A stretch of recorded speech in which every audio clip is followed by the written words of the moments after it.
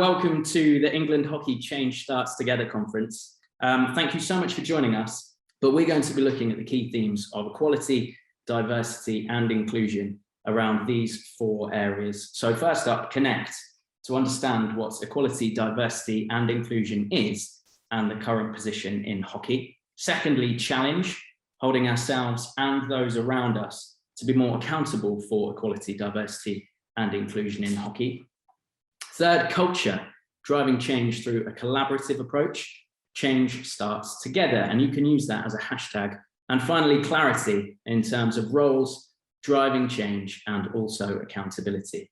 Now, before we get started, I've been asked to provide a bit of context and background of my involvement today.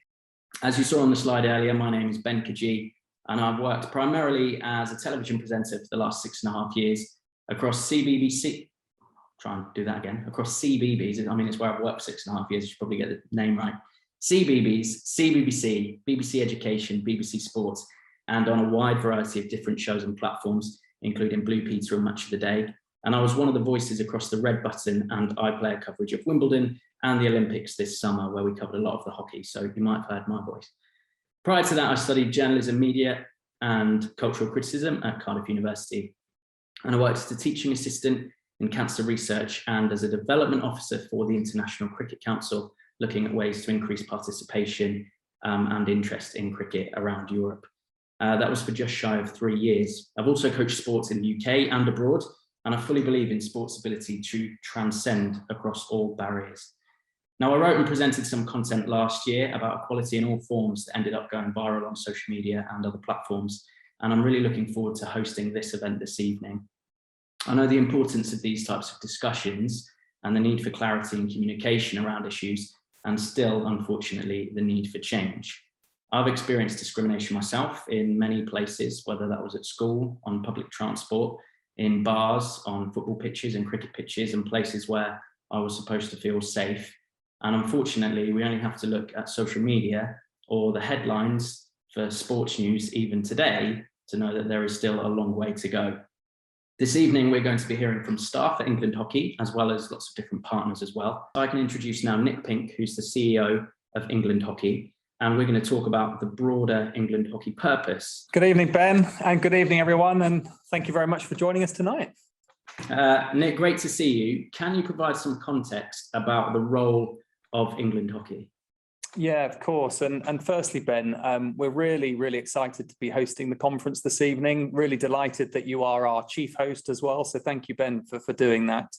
And we do really see this as a real milestone for the game and really to the points that you raised, but specifically that collaborative point, specifically that change starts together, and the importance of that really, for us, really plays such an important part.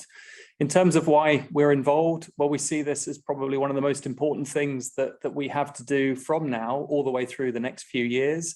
It's going to become a core part of what we do, Ben, and it already resonates right across the organization. I see it day in, day out in terms of almost every decision, every discussion that we now have, and it's a real part of everyday mattering in terms of what we're doing. Every discussion that we're having, every board meeting that we're having, every executive discussion that we're having, this is a core part of what we're doing, Ben. And for all the reasons that you've already started to outline, and hopefully people will hear this evening. Yeah, fantastic. I mean, you've touched on it there in terms of the fact it's been discussed so much and comes into the strategic thinking of every decision that's being made. Can you kind of give some more information about that and the kind of things that you're looking to achieve? Yeah, and I think it's the dedication of people that are dialing in this evening, Ben, that really provides the inspiration for us at England Hockey. To have over 300 people putting their names forward to be registered in this event, and different people will come and go throughout the evening, I'm sure, over the next 90 minutes. But when you put into context everything that's happened in the last 18 months, and hopefully now as society starts to recover, as we all start to get through, as work life, home life, school life, and everything starts to become hopefully a bit more normal, we're starting to see that on the sports field too, and obviously for us on hockey pitches up and down the country. So it's really important we challenge ourselves to truly make hockey for all. Clubs are fundamentally at the heart of everything that we do, Ben, and are such an important part of our community. And we see our role as supporting clubs to be the very best they possibly can and to have impact in local communities up and down the country. And as you've outlined, equality, diversity and inclusion is an important part as it holds true to everything that takes place in those local communities up and down the country. And not only do clubs play an important part there, Ben, but we play an important part, not necessarily just leading, but playing that role model, playing the opportunity that we see to really drive things from a national perspective. So for me, this is about everybody. This is not just England Hockey, the organisation. This is England Hockey in its totality, which includes everybody involved in the sport, whether you're playing, whether you're volunteering, whether you're coaching, umpiring, and of course involves every single club in the country. We all have to take responsibility. And for me, that's why change really does start together. It's really interesting as well, isn't it? Because you spoke there about how everyone's involved, but how people can kind of set the tone for culture. And obviously that comes from the top of the organisation, but then you see that in different areas of clubs, whether it's within regions or clubs at schools or wherever it may be. How important do you think setting that right culture is? And obviously linking to that in terms of how important clear, honest communication is about these kind of issues. Yeah, and I think this really plays to why we wanted to host this conference this evening, Ben, because I think it really is important that people hear what we have to play. Look at the poll that you asked. The first question, 41% people wanted to hear from England Hockey. And I've heard that a lot in the last sort of 3, 6, 9 months. And so this really is an important part in setting that stall out, if you like. This is not the definitive point. This is not where every answer gets played, sadly, but we'll be working as hard as we possibly can to lay those foundations and move forward. And I really hope that people this evening, as they're listening in and able to contribute through the Q&A, etc., take that opportunity to listen to what we've been doing. And a lot of that has been listening and engaging. Lots and lots of people have been involved. And I'm really, really pleased with the way that people have been so honest and so frank. We've also had the more inclusive survey that was completed by 3,500 people, which we'll hear sports marketing surveys a bit later on, Ben, talking to specifically in terms of the feedback and much, much more. So this is a journey. This is absolutely, it's not necessarily the start this evening, but it's an important part in terms of the journey and the steps we're going to be making going forward. Thanks, Nick. I know you're going to be able to answer lots of questions later on, and we're going to be speaking to lots of people in the interim. So we'll leave it there for the moment, but thank you very much. Thanks, Ben. Yeah, good to talk to you. Okay, next we're going to move on to Angela Durnin, who is a board member and ED&I board sponsor. Angela, you're going to speak more specifically about England Hockey's stance on equality, diversity and inclusion, aren't you? Yes, I am. So first up, I just want to echo Nick's comments to thank everyone who's taken the time out to join us this evening. As an avid volunteer in the world of hockey, I do know that time is precious and everyone's busy, and it means a lot, I guess, to have so many of the hockey community interested in ED&I and really taking their personal time out to talk to us. As a board member of England Hockey, I was delighted and honoured to be given the responsibility of board sponsor of ED&I. It made me reflect on my own experience of hockey as a player. I picked up a stick at 11, and really I had no barriers to entry. And I've been fortunate enough to play hockey in different parts of the world and make lifelong friendships. And it really has been a massively rewarding experience for me. However, as an adult player, and I do emphasize as a not particularly talented adult player, I definitely have moved more into sort of administration and governance. And it's there that I've realized that my experience isn't the norm. And I was quite privileged to get all of the playing and hockey opportunities that I got. I've sat around many a hockey meeting table where initiatives and actions to be inclusive have fallen to the bottom of very busy agendas of very busy volunteers. And whilst the intentions are there and they're great, all too often the time to dedicate to making them happen simply isn't. So I guess my view and that of my fellow board members, and we do discuss this, we've had lots of training, and it's really great to be thinking about it and prioritizing it. But ED&I is now urgent. it's been deprioritized too long, and really creating an equitable, diverse and inclusive culture across all facets of a sport that we all absolutely adore is the priority. There's too much to gain and there's far too much to lose. So all of the board are absolutely committed. We're listening, we're learning. We're certainly committed to driving change. We are not foolish enough to think that there's a quick fix, and we're quite determined to avoid knee-jerk reactions. Change takes time, takes energy, lots of it, and really we're calling out to our wider hockey community to help us. We want an opportunity that we've all had, we want to ensure is presented and accessible and given to everybody. As Nick said, we can't do it alone, but we're not pushing for any one club or any one school or any one volunteer to shoulder that burden of responsibility. So we do know that we're asking a lot, and we do know that it's really important stuff. I just wanted to quickly mention, actually, it will come up later on the call, but as some of you will know, we recently invited applications to join an advisory panel for the board. So the board want to pull on all of the great knowledge that we have out there in our hockey community, and I was lucky enough to be involved in the final selection process, and it was just brilliant. You know, we had 2 brainstorm evenings just packed with great ideas, but probably more importantly, massive energy and enthusiasm to drive this forward. And I think if that's sitting in collective buckets around England, then if we can capture that and really pull it together, then great. And I just want to publicly thank everyone who applied to come onto the panel, and just let the people who were successful in final selection know that I'm really excited about working with them going forward. But back to the board, that's probably what I'm here to talk about. This is a long-term commitment for us. You know, it's not flash in the pan. We want our sport to be fully accessible. We want it to represent the diverse and rich population in which we all live.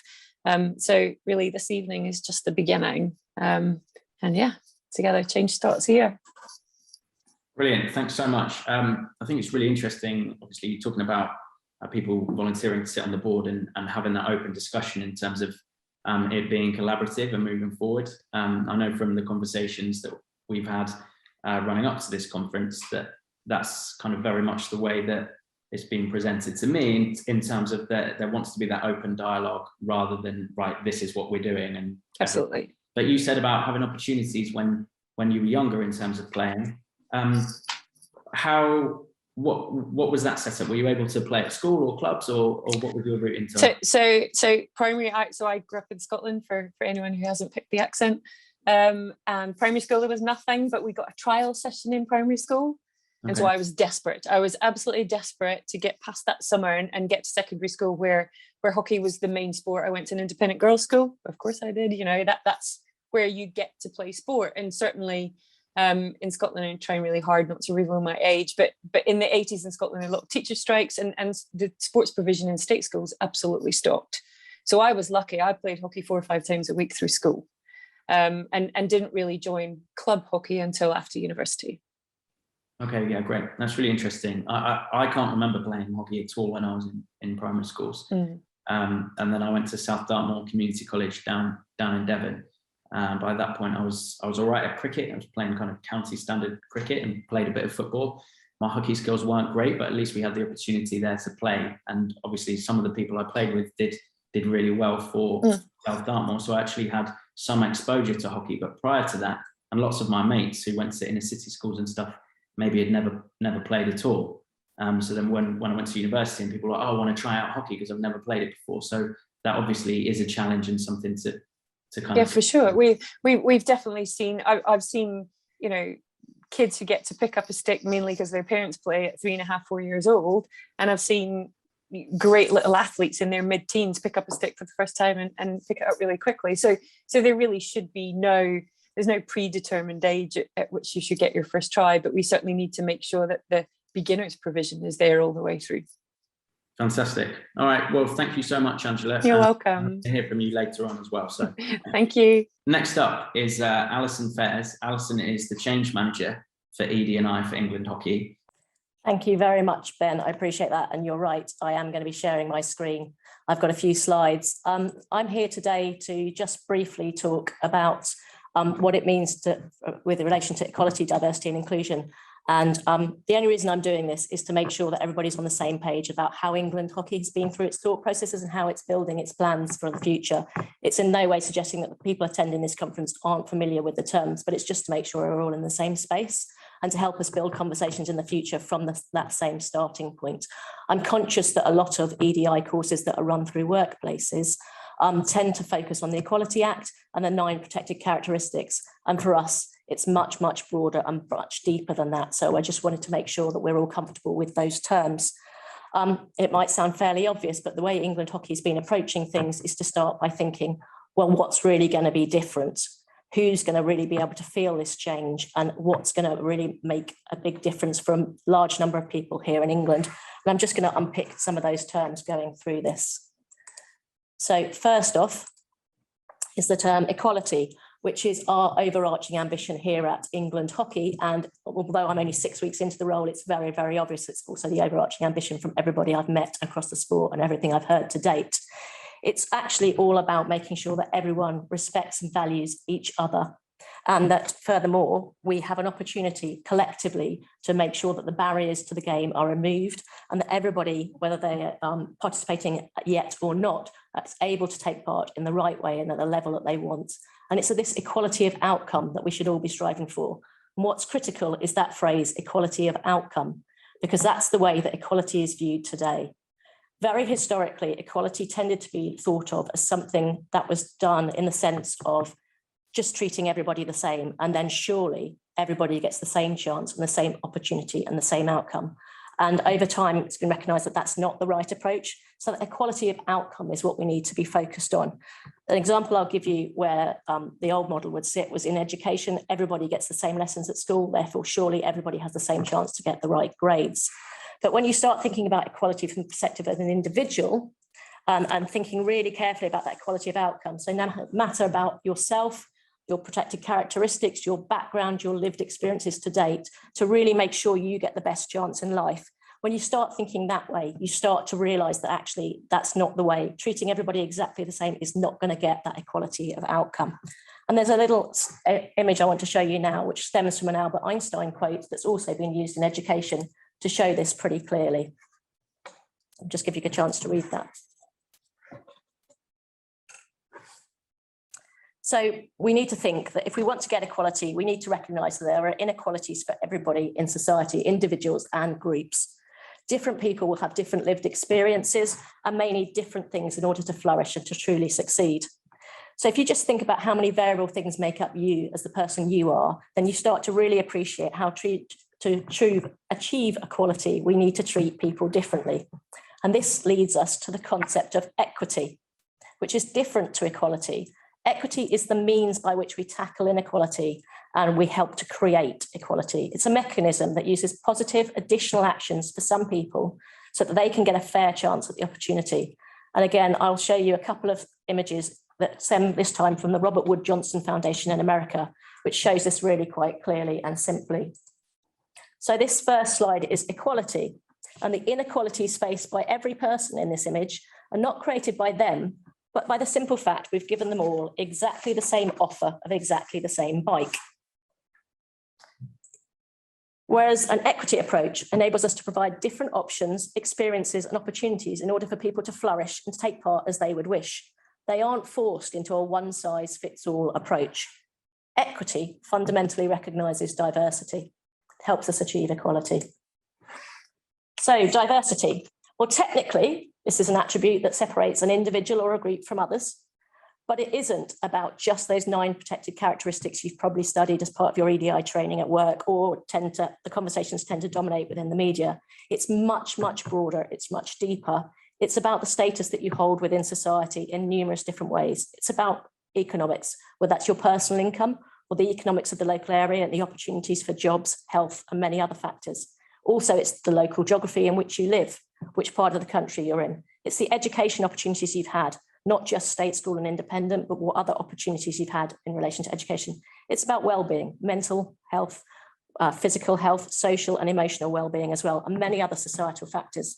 We need to recognise that every person is different and deserves to be valued and respected just as they are. I've given you a couple of examples in those cartoons to show how what's right for one person is probably not okay for the person next to them. And the Tackling Racism and Racial Inequality in Sport review that was commissioned by the Sports Councils last year very clearly identified over 25 different factors that impact on whether people can participate in sport and physical activity. By creating greater diversity, not only do you ensure that there's opportunities for the whole of your local community to be part of hockey, but across numerous studies and over many years, it's also shown that it enables greater and better performance for both individuals and for organisations. So the more diverse a group is, the more included a person starts to feel, the more lived experiences are shared, and the more diverse the thinking becomes, which results in better decision-making and ultimately delivers both better personal and organisational performance. Inclusion comes from recognising diversity, but in relation to England Hockey's plans and the action plan we're putting together, it's the most complicated concept to try and measure and track, because it's a feeling and it's an emotional response. It's instinctive. We can't quantify it in any way, shape or form, but we absolutely know when it's there and when it's not. It's knowing, believing and feeling that you're welcomed, you're valued, you're respected, and you're able to belong exactly as you are. We need to listen to and hear the lived experiences and stories from the game to know when people have felt included and when they felt excluded. We need to acknowledge, act and respond to those and change our ways, behaviours and attitudes. We're very clear at England Hockey that inclusion, which is being valued, respected, welcomed and able to belong, is vital. We're going to be creating a focus on inclusive behaviours as a key tenet in our action plan, and we will also be calling out exclusionary practices. I'm going to end by showing you a quote that's often used in ED&I training at work, which tends to resonate with most people and helps bring things to life. In fact, if you watch Netflix over the lockdown, you may recognise it as one of the many subplots inside Bridgerton. So it's a quote that a lot of people resonate with. And it really enforces the point about inclusion being much more about feelings. But earlier this year, I saw an update to this, which I personally think far better reflects the true outcomes of inclusion. In hockey, we need to create environments where voices are heard and that they are shaping how our sport is structured and played. And with that, I'm going to hand back to Ben. Thank you very much. Okay, we're going to move on now to speak to Courtney Mangone, who's head of sponsorships at Vitality, the principal partner of England Hockey. And Courtney is going to talk about Vitality's view of ED&I and also talk through the relationship between Vitality and England Hockey. So just to start, my name is Courtney Mangone. I'm head of sponsorship at Vitality, and I'd like to share Vitality's view of ED&I, the commercial successes that we've had with our sponsorship of women's sport, as well as why we wanted to be a partner of England Hockey. Move to the next slide. Vitality is an insurance investments company. Our core purpose is to make people healthier and to enhance and protect their lives. Our business model is based on shared value. We help our members take a more active role in managing their own wellness, which can encourage the development of healthy long-term habits that are good for them, good for us, and good for society. Next slide. Why do we sponsor sports? We believe in the power of sport to help inspire people to live a healthy life. Our partnerships align with our core purpose, which is to make people healthier and to enhance and protect their lives. Next slide. The role of sponsorship is to support our core purpose, enable positive behavior, and inspire participation. We've sponsored women's sports since our inception, but data shows us that women are less active than men. We call this the gender play gap. We sponsor women's sport because it's vital for us, and our core purpose is for inspiring women to get and keep active, and that's our core motivation. Next slide. When we identified the gender play gap, which increased over the past year, we increased our investment in women's sport. We did not shy away from it. I'd now like to demonstrate that we being Vitality, are the case study for what brands should be doing and the benefit they will get by supporting women's sport. Next slide. We've continued to grow our sponsorship portfolio of women's sport in 2020-21 across all of our sports. Starting with football, we representing Vitality's further investment in football and its ongoing increasing support for the women's game. We work with the clubs. We will work to drive visibility of the women's teams. We sponsor 9 women's teams. In addition to that, we are also the title sponsor of the Vitality Women's FA Cup, launched last September in 2020. We also sponsor the cricket, women's teams of cricket across the board. And now, of course, with the 100 is the newest format that we sponsor. With netball, this is a long-term partnership since 2015, and we sponsor all formats of netball and are the title sponsor of the Vitality Roses, the team. England Hockey, we are the principal partner of England Hockey since 2018, and earlier this year, we strengthened our support of women's hockey by sponsoring the FIH Pro League and the title partner of the Vitality Women's Hockey League. We also sponsor This Mom Runs, which you'll hear a little bit more about in a moment, and Women in Sport, which is one of the UK's largest charities for women's sport. And across Sky Sports, we also sponsor all women's programming across women's sports, including golf, cricket, netball, hockey, the Vitality Women's FA Cup Final, and basketball. And we just announced we have 10 brand ambassadors, and our newest one is Alex Scott. So 5 of our ambassadors are women, Alex Scott as well. Next slide, please. Our ambassador activity has focused on inspiring women to stay active during lockdown, engaging with fans online through content. For example, our Baby to Baller campaign supports new mothers in starting or returning to fitness. And we've launched a Baby to Baller series with one of our ambassadors, Tracy Neville, to help new moms overcome some of the barriers to exercise. Next slide. We have 2 relatively new partnerships, which specifically help us to break down the borders or the barriers for women. One of them is This Mom Runs. It's a running community for new moms. And another is Women in Sport. As I mentioned, they're one of the UK's largest charities for women's sport. And we are working very closely with them to drive participation amongst women in midlife through our corporate clients employee program initiatives. Next slide, please. We are enormously proud to be the official principal partner of England Hockey. And it's primarily, amongst other reasons, because of its fully inclusive approach. When I say fully inclusive, it's both inside and outside the organization. We find that they are one of the most inclusive of all of our sponsor partners. They're fully inclusive in everything they do. Here's some, just for example, a couple of stats. So 51% of hockey participants across the country are women. 43% of all coaches accessing its coach development program are women. 49% of staff at England Hockey are women. And 43% of senior positions at England Hockey, meaning manager level or above, are held by women. And that's quite impressive stats.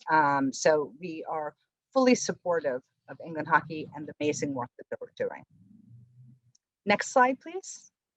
So now let's just talk about, from a commercial perspective, what the impact is on our brand and what our brand, how we are impacting women's sport across the UK.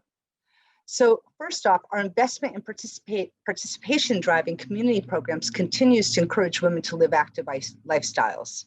For example, 122% increase in the number of local hockey clubs delivering Vitality Back to Hockey sessions. And that's just since 2018, since we began partnering with England Hockey. We've seen a 70,000 growth in the This Mom Runs community in terms of 25,000 new runners, 30 new city launches, and over 200 new Run Angels, the volunteers for This Mom Runs. With Vitality Netball World Cup campaign, which we ran, We Are Rising, that funded over 100 new legacy coaches, and over 160,000 women were inspired to start playing netball we like to think it's related to the Vitality Netball World Cup. Next slide, please. Importantly, what is the impact on our brand? We found that fans of women's sport over-index in their awareness of Vitality versus competitors. And this increased during COVID when women's sport was shut down. Brand association with women's sport was number 2 in our brand tracker for the full sponsorship portfolio. So when compared to football, compared to cricket, compared to hockey, compared to netball, et cetera, overall, those people were fans of women's sport. That was number 2 in terms of brand awareness and brand association. And finally, women's sport fans have a much more positive perception of vitality across all key brand attributes. So this is key in terms of demonstrating the ROI of our commercial investment in our sponsorships. And next slide, please. And finally, what is our overall impact on women's sport? And this is just one of the demonstration examples here. Our support has enabled the professionalization of the sports themselves and visibility of a diversity of female athletes. So you can see here that for England netball, in terms of the Commonwealth Games, when they won the gold, Tracy Neville, the former coach, had given the quote, and they had basically mentioned that our investment in the Vitality's investment in the Vitality Roses, the team, directly impacted the ability for England netball to professionalize and fund full-time contracts prior to the Commonwealth Games in 2018. So if you want to take the slides off screen, please. So that's just pretty much just trying to share with you a perspective from a commercial standpoint of how supporting women's sport in the UK can benefit commercially the brands. So, and Ben, that's all from me. Hey, Courtney, thanks so much. I'm just going to ask you one quick question, if that's okay. Mm-hmm. Obviously, exposure and visibility is so important. I think on one of the slides, I was trying to look at it because it was really interesting in terms of the brand ambassadors and when different clubs have been associated. It did like snake drown. My team, West Ham, on there as well. So come on, you on. Have you noticed a change? I think the first bit was 2013. It might have been 2011. I think Jessica Ennis-Hill was on there. But from that time, have you noticed a change in the way that women's sport is covered and represented, particularly in the media? Absolutely. So I think that at first, back in 2013, it was still women's sport. It wasn't as much, there wasn't as heavy investment in women's sport. We at Vitality were very proud to have been, we're not a newcomer on the bandwagon. We've been supporting women's sports since January 2013, when we took on Jessica Ennis-Hill. And I think that absolutely it's something that more and more brands are seeing the value from a commercial perspective in terms of supporting and partnering with women's teams. Brilliant. Thanks so much. And thanks for your time. Now we're going to hear from Alison Faiers again, who is obviously the change manager for ED&I at England Hockey. So she'll be back on in just a moment. But first, I can introduce Kuldeep Kaur, who's Finance and Administration Director for England Hockey. And they're going to be talking specifically about what England Hockey have been doing around ED&I. I wanted to talk a little bit about what we've been doing behind the scenes in England Hockey. For a really long period of time, England Hockey has been supportive of equality, diversity and inclusion, and running specific programmes, be that in the shape of the flagship Faiers programme, the Young Umpires panels, the Women's Coaching Project, or its outward support of the LGBTQ+ communities. However, we cannot deny that there's been a Black Lives Matter campaign, and there has been a wider societal focus in this area, and we acknowledge that we need to do more. And in response to that, in early 2020, we set up an internal working group with the aim of making equality, diversity and inclusion a strategic priority for the organisation, part of everyone's role and embedded in all our strategic delivery. The group has representatives from all parts of the organisation, including sponsorship from all directors, and myself and Nick are part of that working group, connecting with them weekly, daily if needed, and really keeping our eye on what's happening on the ground, as well as making sure that communication flows right to the top of the organisation. There has been a huge effort to connect all the pieces of work around the organisation in this space to enhance education and training, and to create strategic programs where they don't have just a little bit of ED&I, but they're front and centre of mind, and those objectives are actioned. Through working together as this cross-functional group, we've carried out a number of things since early 2020. They've involved listening circles on several occasions to understand lived experiences, talked one-to-one with players, participants, coaches and volunteers. We've commissioned a number of pieces of independent research, and you'll see some of the output of that research later on today. And we've created case studies of excellent practice across the game, and we've developed dedicated pages on our website that showcase some of the work that we're doing, the dialogue that we're engaging in, to bring all the aspects of work that we're doing together. And we'll be looking to grow that over time and really enhance it, and really looking to see how we can involve Hockey Hub in the generation of content and resources for the hockey community. Through the listening and consultation work, we do want to work towards having an inclusive culture throughout the sport and promoting it with real confidence. We have membership of inclusive employers, and through that memberships, we've been able to give training to all our employees, and that has extended into the board members. We'll be continuing our membership. It's not going to stop, so that personal development for staff in England Hockey continues. Myself and Nick have also been part of a Sport England training programme, which is specifically targeted at this subject area and designed for leaders, really to make sure that we are keeping close to this subject matter, using it as our personal development and really gaining confidence along the way alongside everybody else. We've also, through the training that we've been rolling out, been able to access mentoring opportunities for individuals across our organisation, a forum and a safe space where they can talk about the issues that they're dealing with day to day, and that they can really learn how to resolve and communicate with the game and each other effectively. These training programmes are still running. There's no intention to stop them. Our intention is to continue them and even ramp them up as we gain momentum in this space. We are really committed to wanting to be a better employer, and we are committing to developing the people within our sport to deliver that. Thanks so much, Courtney. You've spoken a lot about kind of consultation and conversations and opportunities for training as well. I know the fact that change takes a long time to actually see things that are tangible. Can you talk through a little bit of things that are visible that people might have noticed? Of course, we are changing, and everyone will have heard earlier on from Nick that we are embedding ED&I into all roles within the organisation, making it a consideration, making it part of decision making, so that every time we are thinking about the ED&I impact of anything we're doing. We do have specialist expertise in the organisation, particularly in the areas of governance and HR. However, we know that in order to be really good in this space, we need to be really well informed of history. We need to know how to change behaviour effectively, create psychological safety, so that those people with diverse voices can, really thrive in our environment.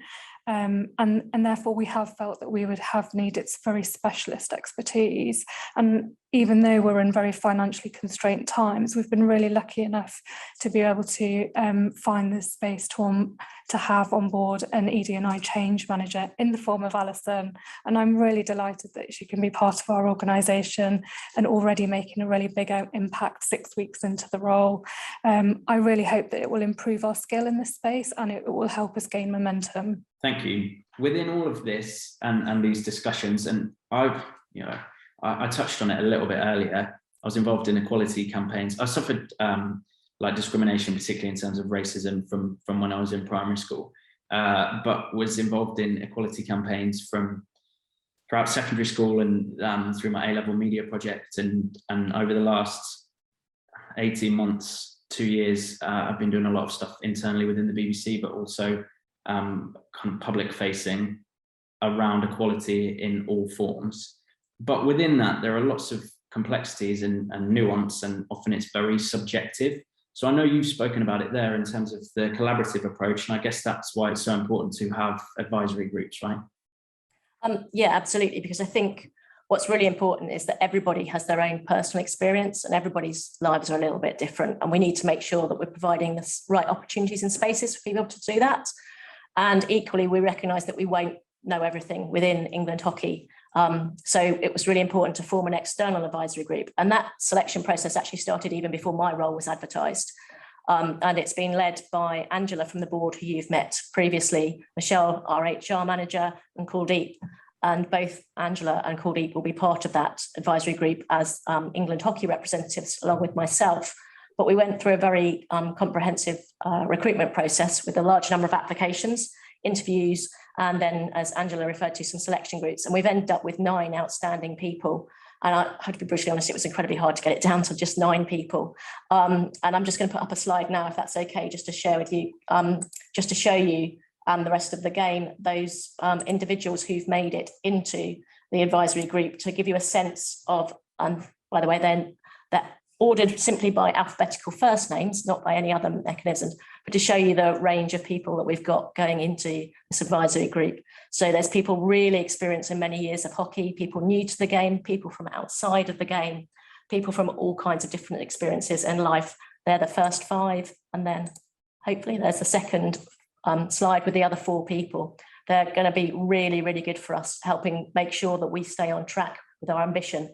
And if the selection interview process is anything to go by, they're going to be really challenging us with questions and really asking us why do we do things in a particular way.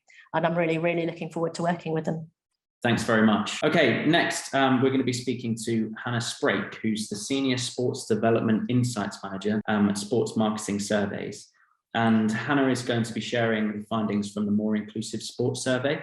Okay, so I'm going to be talking about the results from the England Hockey ED&I Players Survey, which was conducted back in the summer. So whilst the survey was administered by England Hockey, all of the reporting and the analysis was conducted by Sports Marketing Surveys. So we are a multi-sports research agency. We've got over 35 years experience in the sector. We work with a range of global brands, national governing bodies, and events on their different research needs. So we've worked with the likes of ASICS, the FA, Halfords, and the Wimbledon Championships. Our aim is to work with clients to provide them impartial research so that they can make key decisions and bring about change to inspire more people from all backgrounds to take part in sport more often. So I'm a keen hockey player myself. I've played and coached for many years. So when this project came in, I was kind of keen to jump on and explore the data that England Hockey had collated. So my aim for the research was to provide England Hockey with information that would help them to increase their diversity and inclusion within the sport. In terms of the specific objectives of the research study, so the aims was to inform both England Hockey and the ED&I group that's just been mentioned by the other panelists. And it was to inform them on the attitudes and opinions of the existing hockey family, but also to look at the lived experiences of people engaged in hockey, and in particular to look at the barriers that they faced from people with a variety of backgrounds, and then to look at what the ideas and recommendations from the respondents were for how hockey can become more inclusive. So just before I do dive into the data findings, I think it's important just to raise a couple of key points. So as it's already been mentioned by the other panelists, ED&I is an emotive topic, and it can often have a bearing on who completes the survey. So some people who may be a strong pro-diversity views, or they've had experience of exclusion, they may see the survey as an opportunity to share their experiences. But then likewise, people with a strong anti-diversity view may feel like they do not want to take part in the survey. The other thing which is important to note is that the survey was promoted by the England Hockey channel. So it's likely that it's reached an audience of people who are already engaged in the sport. So those who are no longer engaged or have never heard or even tried of hockey are unlikely to be included in the sample. And it's really important to be aware that understanding the opinions and experiences of those currently not engaged in the sport can be as valuable as learning about those who are already engaged in the sport. And the last point to recognise is that whilst the sample size was a sufficient size, so we're able to draw directional indicators, the makeup of the sample wasn't fully representative of both the England population, but also England Hockey's affiliated players. And I'm going to go into a bit more detail now so you can see who exactly completed the survey. So we had 3,966,000 responses, and this was made up of players, coaches, spectators, and fans. The gender split between the respondents was very closely representative of the population and also England Hockey's players' leagues structure. But in terms of ages, there was only a small group of respondents who are under the age of 18, and the majority were actually aged between 30 to 69 years. Other points to point out was that the sample only had 7% of the sample identified themselves as having a disability, which compared to a national figure of 21% shows that the sample was low on representatives from this group. The levels of ethnic diversity seen amongst the survey respondents also didn't reflect those seen in the population as a whole. And in fact, it was heavily skewed to white respondents. In terms of education, the majority of the sample were state school educated. And actually within this study, we've got 26% were privately educated, which is actually higher than the average of the national population, which is 7%. And in terms of geographical spread, you'll see we were slightly in favour of people from the south, and then even representation across the other areas, but this is actually in line with England Hockey's club players data split. So that was actually quite a good sample. So then we looked at what did these people think? So everyone was asked to rate whether they agreed or strongly agreed down to disagree with these key statements. So what was really positive to see was that the majority of respondents tended to agree that hockey as a sport is inclusive, that it's got inclusive values, and also that their club was inclusive. With regards to England Hockey and also the regional hockey organisations, just over half of respondents agreed or strongly agreed that they were inclusive, and then around a third of respondents neither agreed nor disagreed. And this is an important point to realise, because in order to get a more rounded understanding of how people view England Hockey and the regional organisations in terms of their inclusivity, there needs to be some further questioning with that group just to work out whether respondents are neutral because there's little or no direct experience or interaction with those governing bodies, and that might be why they've chosen that response. We then looked at the qualitative data, and when we looked at this, there were 6 key themes that came out. So the first one was that there was a very strong consensus amongst respondents that hockey is known as a white middle-class sport, and it was also, I noticed in the video right at the start of the conference.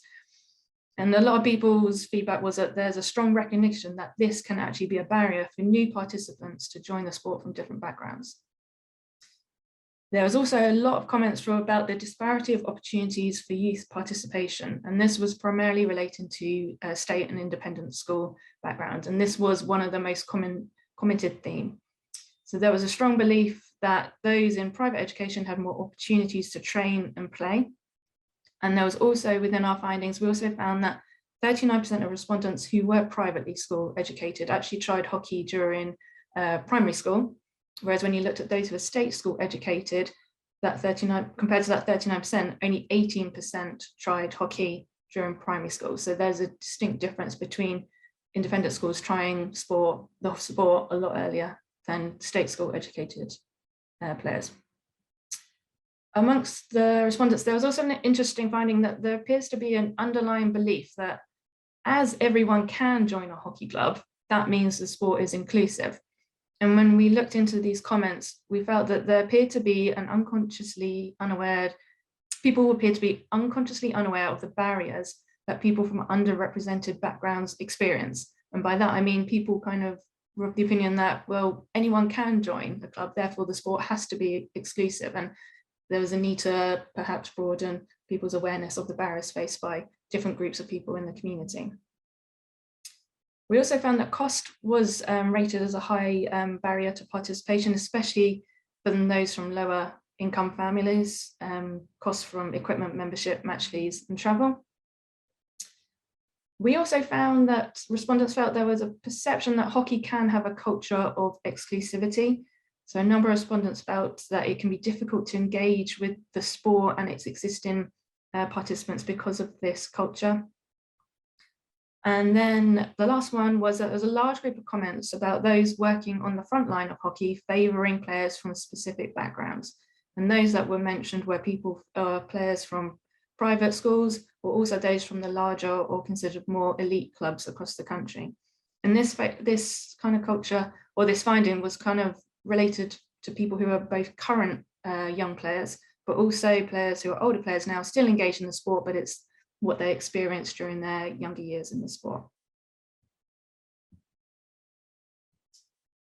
The respondents were asked to rate the pre-identified themes and asked to rate which were their focus areas for the future. So the areas were underrepresented groups, education and schooling, socioeconomic, and governance. So respondents felt that education and schooling and socioeconomic were the highest rated areas to focus on. But there was also a number of comments that said that actually it's that these elements need to be looked at together, they're interlinked, and therefore all four should be targeted at the same time. And that's it for an overview of the findings. So if anyone wants to read a copy of the report and find out a bit more, or look at that data in more details, a copy will be circulated with the post-conference follow-up email tomorrow, and they will also be available on the England Hockey website. Thanks so much, Hannah. That was really, really interesting, like fascinating in terms of the responses and the things that came back. Did any of your findings surprise you, or was it kind of what you expected to happen? No, I think because of my involvement within the sport, I think I had a state school education background, but have worked in the kind of county system and seen those disparities. So for me, there weren't a lot of surprises in there, but it was useful to gather everyone's feedback and get it down on paper so more people could be aware. Yeah, definitely. And I think you touched on it at the end, but how can people see the full report? Do you mind saying that again? Yeah, no problem. So there'll be a copy will be shared in the post-conference email that will come out from England Hockey tomorrow, and there'll also be a copy on the England Hockey website. Nick, those findings, what do they mean for England Hockey, and how do you assess where the sport is at the moment? Well, firstly, I think there's a lot in there, Ben, as you've seen, and I think Hannah's presented that brilliantly in terms of what SMS have been able to sort of pull together in that report and those few slides that people have seen just there. To get 4,000 people more or less responding to a survey, which was carried out earlier this year, I think is incredibly helpful. And there are some really strong themes that have come out, and I'm hoping that you've already heard some of that from what Alison and Kuldeep presented earlier. But clearly around state school education and access, I think that really does talk about accessibility to the sport, Ben, is really, really important. And that's a big part and a big focus for us going forward. I've seen some of the Q&A coming through, Ben, as well, and a lot of it points to the access and opportunities for children, young people to take part in hockey. And I'll come on and talk about that in a second. I think then, what that means from a race and ethnicity perspective, and Kuldeep did touch on that in terms of the focus that we want to provide around the action plan going forward. And then that socioeconomic piece, which I think Alison covered very effectively in terms of what she was discussing around, around equality, diversity and inclusion, but ultimately and fundamentally, what do we mean by inclusion? And just listening to how I guess SMS and specifically Hannah has interpreted some of that data, Ben, and that exclusivity point. I think there's a part that we can all reflect on that. I think we all talk about the hockey community, the hockey family, but that exclusivity point, I think, is something we can really reflect on. And one of the points that was made earlier about being welcoming and being friendly and creating the right environment for people to be able to feel included, I think is really important. So lots in there, Ben, some really important areas for us to focus in on, and it will become a core part of what we do around our action plan and activity going forward. Do you think it's quite difficult to change perceptions of a sport? I know you've worked across lots of different sports in terms of cricket and golf and previous work for the Youth Sport Trust and in other places. How how hard is it to change perceptions of, we saw in the video at the beginning of, oh, hockey's seen as a sport for X type of people. Do you think that's a tough thing to do? Yeah, it is. I think a lot of it comes down to the questions you were asking me earlier around culture and behaviours. I think a lot of it reflects on people's own personal experiences. What have they experienced themselves through the sport, whether it's at primary, secondary, or in their own sort of community settings. And I think, one of the things that we can do is we can showcase a lot of the good practice. Kuldeep touched on this earlier around the good practice that does exist out there. There's so much of it. And, we've been not surprised to hear it, but equally, I think there's more that we can do. The number of people, the Inclusive Employers professional development program that was referenced earlier, the Leading for Renewal program that I've been part of, genuinely the best professional development experience I've ever had, but specifically probably one of the greatest highlights of this year for me, personally, professionally, specifically focused in on, hockey. There's this almost the best kept secret piece kept coming through.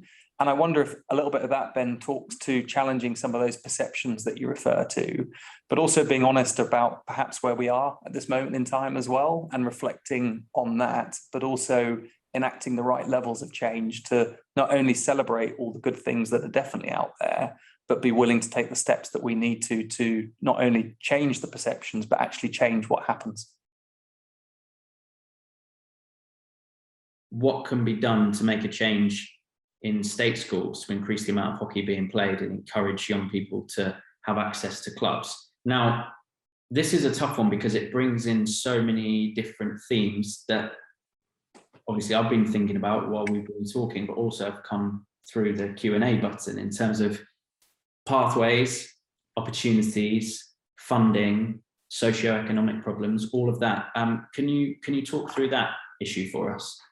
Yeah, and you're right. It's not a straightforward issue. It's quite complicated in many different ways, and reflects probably personal experiences as much as anything else. But fundamentally, what can clubs do? The way that clubs review what they currently do, but also integrate and work with local schools, local communities, I think is pretty fundamental. Every club environment is going to be different. Whichever part of the country people are dialing in from this evening is going to have a different socioeconomic experience, different diversity experience, etc. That actually I think is important. As much as possible, the club can try and reflect that local community. That's definitely an important part, but also what relationships exist with local schools. Some of that might have to be direct and being perhaps on the front foot to drive those relationships forward, but also the opportunities for those young people, children accessing the sport either for the first time or coming through. What does that look like? And ultimately, what are the opportunities there? At a national level, I think it's worth just stating this point, Ben, that PE in school sport has been massively underinvested in over the last 10, 12 years. And we've seen a real change of strategy for all the wrong reasons. And something that, having worked in PE in school sport for the best part of 6, 7 years before then, has devastated me personally, professionally, because the quality and quantity of PE in school sport, particularly at primary level, has gone down significantly in the last 10 years. And I think as a sport, we see the negative side of that. We experience that at the local community level and the national level. And therefore, the work that we've been doing over the last 12, 18 months in partnership with organisations like the Youth Sport Trust and the Department of Education and Culture, Media and Sport has to be lobby and influence government and government policy around the changes they've got to make around PE in school sport. We need more qualified PE teachers at primary level, Ben. We need more qualified coaches and teachers at secondary level. There's a huge argument in terms of how governing bodies and sports, therefore, like hockey, can then access these opportunities. So I think it's twofold. I think what can happen at the local level and what can we do to engage and encourage greater relationships at that. And there are so many good examples of that go on already, Ben, but how we can push and challenge ourselves. And then what can we do nationally that really drives an agenda around PE in school sport is something we're taking really seriously and doing something about, Ben. Next question is, how can clubs or schools or coaches reach out and promote and interact with diverse groups? the starting point for that is a bit, as Nick was talking about, in terms of relationships and thinking first off, actually, what is it that you as a club are actually offering into the local community? Fundamentally, you've got to think about what are you looking to create? Is it potentially an entirely new section, for example, a Flyers section, or whether or not you haven't got a junior section and you're looking to do that? Or are you looking to basically find players who used to play that you want to bring back into get the sport and slot into existing teams? And clubs need to start from that point of view. They've got to be really clear on what they offer before they then go and try and reach into the community to speak to people. Because until you know what it is you're really offering, there's no point trying to find the local leaders with certain community groups or certain relationships you want to try and forge, because you've got to be really, really fundamentally clear on what it is that you offer. Going back to the slides that I had, you can't just go out there like with the same size bike and say, this is for everybody and it's going to work. You've got to really understand what it is you're going to offer.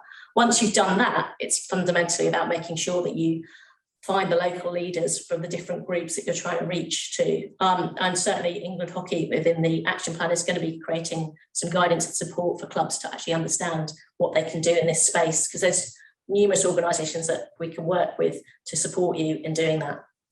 Ben, the other bit I might just add there, so and it builds on Alison's point perfectly, is there is some really good examples already in play in the sport.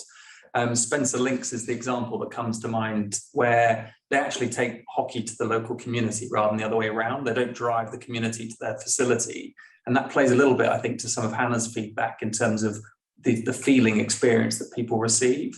And so actually by going to the local community and actually targeting some of the most underprivileged and challenged communities and schools in their local area, they're absolutely changing and challenging perception of the sport, but also bringing a more diverse community to the sport. So if those on the call haven't already, the Spencer Links work is definitely worth having a look at. We did a piece of work with them earlier this year, and it's a great case study. So there's and there are more examples to those as well. Yeah, that's great, thank you. Quite a few people have asked similar questions in terms of either finding out information about the England hockey strategy for these kind of issues, or about how they can get in touch to be able to discuss things. How would you kind of recommend that people do that? So we've got a section on our website which is specifically aimed at equality, diversity and inclusion, and we have all of the case studies that are there, all the strategies, all of the work that's ongoing sits in that space. We have a dedicated mailbox, Ben, inclusion@englandhockey.co.uk, and if anybody wants to raise a specific point, specific issue, they want their piece of good practice to be shared, whatever it might be, we use that mailbox to sort of filter a lot of those comments and respond pretty quickly to those as well. Lots of people are talking about access and kind of opportunities across. We've touched on it already in terms of private schools and state schools and that kind of stuff, but also geographically. And some people spoke about that, I think, in terms of the advisory group as well. I guess there's just representation across the board throughout the whole country. Is that right?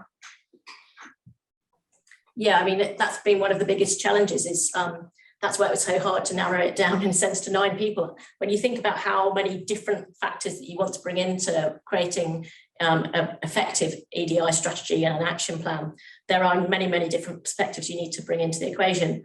We were obviously in part slightly limited by, we can only pick from people who put themselves forward. And then I guess that's a bit of a catch-22. You're going to get people who are really passionate coming forward, which is fantastic, but essentially we're only talking currently to people already existing within the sport and a few extra people who heard about it. And I hope over time we'll start to actually be able to broaden out the way we communicate with far more people, so that in the future, as we look to create more groups and listen to more people, we'll be able to engage with far more people. But yeah, we absolutely tried to work out how we could create a group that represented as many different perspectives as possible. How can you engage with people who aren't already involved in the sport? There's lots of ways you can approach that, because you need to think about why it is you're going to ask them questions. You've got to find mechanisms into those groups. It's something I used to work at Sport England prior to England Hockey, and England Wales Cricket Board prior to that. And there's lots of actual different mechanisms you can use to just go and talk to people about their experiences of any kind of physical activity in sport. It doesn't have to be about hockey, and then lead them into questions about what they know about the game. But it's about making sure that we do that professionally and responsibly, and listen to people's perspectives and then build from there. It's not a question of us using our existing social channels. Social only works if people already follow you. and these people aren't going to be following us. So we've got to work really carefully with different partners to really go and engage, hear their responses and work out, quite frankly, what we might need to change in order to attract people into the sport. Yeah, that's really interesting and good to hear as well, because obviously there are so many different challenges, as we've touched on earlier, in terms of access. And so thank you. How can clubs shine a light and promote the importance of ED&I if they're in an area of low ethnic diversity? I think that plays a little bit to the point I was making earlier, Ben, around reflecting your local community. I don't think, this is not about having to sort of almost play the national average. Perhaps it's more about where things sit locally. And as Alison was probably about to say, but equally in terms of our presentation, diversity means many things to many different people. So actually, I think as long as the approach is an inclusive approach, as long as actually the reason that the club is looking to become perhaps more inclusive in terms of their approach, more welcoming, actually what we're not looking for is every club to sort of hit certain targets or certain behaviours around that. It's more actually about what you can do to increase opportunities for those in your local community to take part. So that's how I would look at it in that respect. I don't know, Alison, if you would add any more to that. Yeah, I would just echo that point, that actually it's been really important that society has had those wider conversations about race in the last 18 months or so. To be frank, it's been long overdue. And that's rightly a good priority, but it's recognising that, as I've talked previously, it's not just that forms diversity. There's huge factors. So across the country, it's pretty universal that 20% of your local population will have a disability or a long-term health condition. The country is fairly evenly split on gender, and whilst we have almost all clubs representing men's and women's teams in various leagues, we don't have that completely. And there'll be lots of areas where we can increase junior sections, increase master sections, all kinds of different ways we can approach diversity. It's not just about race. Race is vitally important, and we recognise that we need to improve, but it's not the only thing we need to be able to do. Will there be access to any basic training around awareness or correct language and appropriate images? We're currently developing our action plan, which we hope to release in the early part of 22. And part of that action plan will include the development of resources for clubs, which will also include training materials on language and imagery, and various ways in which clubs can use different types of resources to really tap into local communities. How will that be shared? I don't have a definitive answer yet, but I think that it's more than likely to be accessible through our website, and Hockey Hub is the resource vehicle that we're exploring at the moment to release those resources. This has come up a lot as well in terms of the importance of not only visibility, but also role models. They've said that they appreciate that role models aren't going to solve the issue on their own, but they can play a powerful part. Do you have any examples of how clubs have approached this challenge in terms of giving young people role models of people who look like them or who they can look up to and think, oh yeah, I can see me in that situation? There are many examples, Ben, that are out there, certainly, and I think I understand the point completely, and I think a lot of some of the feedback that we had quite early on, I say early on, I've been involved for a couple of years in England hockey. Some of the feedback I heard early on in the last couple of years was around that. And I think that sort of reflects a little bit some of the feedback that I've had from different parties around sort of national teams and sort of representation at national team level, but also at every involvement in the game, whether that's sort of administratively, whether that is even at club level. And one of the things that I experienced through the Leading for Renewal programme was, and I was talking quite openly about the different people that we have in the organisation, and Kuldeep was talking positively obviously about Alison's impact, but I was talking there about Kuldeep's impact on me personally, professionally. And actually, Kuldeep, when we recruited Kuldeep just over a year ago, was undoubtedly the best finance administration director. Not only qualified, but also came across in the interviews incredibly well. But the impact that she's had on me personally and professionally, in terms of not just, I think ED&I has always been an important part for me, Ben, in terms of everything I've tried to achieve in my career and everything I've done. But it's the confidence that Kuldeep's given me, the ability to, perhaps speak more openly about how I feel about the issues, And actually, whilst I may not necessarily come from a race or ethnicity background on a minority level as Courtney, it's given me the ability and confidence to talk more openly about what I believe the challenges are in the sport. And that speaks volumes of somebody that I work with on a day-to-day basis. For me, over the last 18 months or so, in terms of speaking about, I did a lot of media around equality in all forms, but the stuff we did on CBeebies and within BBC Children's, but speaking specifically about my kind of, I hate the phrase lived experiences, but let's say lived experiences of racism and discrimination. But then, similar to you, Nick, saying there, I feel like I actually spoke out about other issues to do with sexism and misogyny, because I'm like, I can't, for want of a better phrase, give it the big one about race and ethnicity and then keep quiet on other issues that don't affect me directly. And I think having allies is incredibly important. Some of the best stuff that happened on CBeebies, I think, was having Evie and other white presenters speaking about issues. I thought that was incredibly powerful and really, really moving. But also, I think this is where it gets very subjective, but having honest, open communication and being able to have conversations, for me, is how stuff like moves forward, because otherwise I think people can often be quite scared to talk about some of these issues for fear that they're going to say something that then gets them into trouble, and then they get branded as an example, if someone describes me as coloured, which has happened a lot, and they're like, well, that is something that I could say 30 years ago. And for me, then I'd say, well, please don't refer to me as coloured, say mixed race. Now, some people don't like being called mixed race. So that kind of stuff's really important. Now, if that person then says, I'm going to carry on calling you coloured, then you've got a problem. But then there's never going to be learning and things moving forward if you don't have those honest, open communications. So I think that's really important. The other thing I'd say, and you've touched on it there, my experience on TV is representation so important on and off screen, because on screen you can have things where it looks like there's loads of diversity in terms of religion, ethnicity, sexuality, disability. But if that isn't off screen, then it's like, well, how does that match up? So I think what you've touched on there is really interesting. How can the new talent strategy improve ED&I in hockey? Undoubtedly, the new talent strategy, one of the key pillars of that strategy, Ben, is about greater diversity and inclusivity in the talent strategy. One of the principles that sits around that pillar is about making the talent plan, talent strategy more visible at the local community level. And we started that with talent centres, talent clubs over the last 12 months. So I think that's a fundamental way that we're trying to go about it, is to make the talent become more visible across the country, not just through performance centres and other vehicles that have been there over the last few years.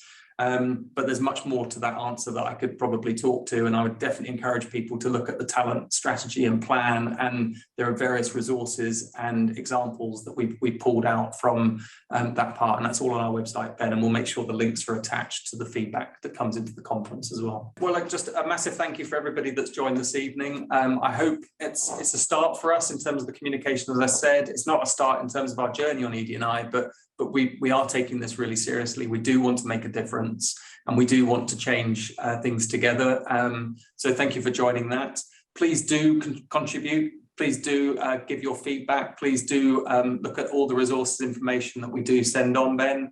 And huge thanks to the team here for taking the time and effort and pulling all of this together. But genuinely a massive thank you. And I should say, and I'm probably, if I didn't say it at the start, we know how challenging things have been over the last 18 months. And I'm really excited about the future for the game. And I think the more and more that we can pull all of our time, resource and energy on issues like this and others, will make a real difference for the game and be in a really strong position going forward. So really, really do appreciate everything that everyone's doing out there, and good luck with the rest of the season. And we'll be in touch with more information, Ben. So thank you to everyone who's been involved, to everyone who's been watching, and to all the panelists and attendees and the England hockey staff too.